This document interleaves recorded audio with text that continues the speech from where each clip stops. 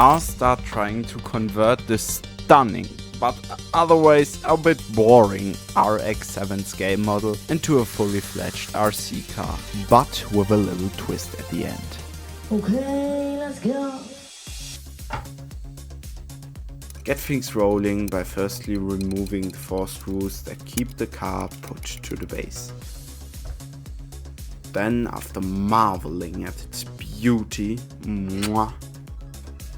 you can continue by removing the 4 screws at the front and 2 screws you can access at the rear of the car. Peel off the front splitter. Now to access the last 2 screws, you have to peel off the rear tires. All because of French engineering. Finally, remove the chassis and unscrew the interior. Now the car is fully disassembled. Ah yes, and also pull out these wheels for later. Let's continue with the chassis.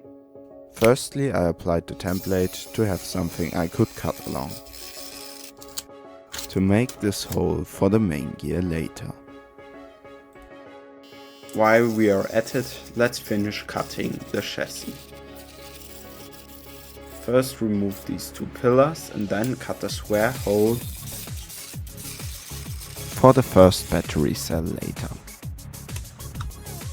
With that out of the way, we can begin by reassembling the rear axle.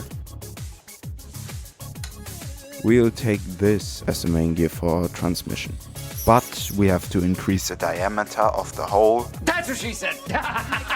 So that it fits on the axle.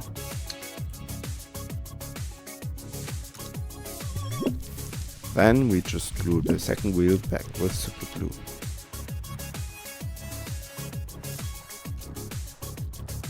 Also, we should secure the main gear with super glue to ensure all that torque gets put down nicely. Then take a DC motor and a small gear and glue the motor in the mid-engine position.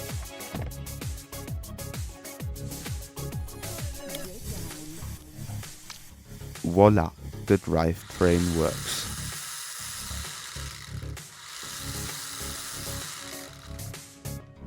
Moving on with the steering, we'll use this mini RC servo.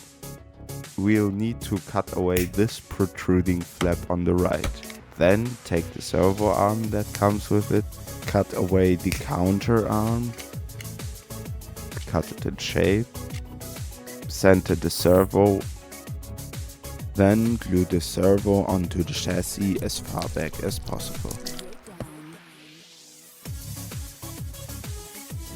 Now the steering also works. Nice. Let's get on with the last part, the battery pack. Firstly, remove the protective foiling. We'll take the 2 sides apart so they can be fitted separately on the chassis. Then peel off the insulating pads. Cut off this contact bridge and the black cable, separate the battery cells and connect them with longer wires. Then just glue the second battery cell into the hole we made previously. Finally, I spray painted the underbody so that it looks cleaner.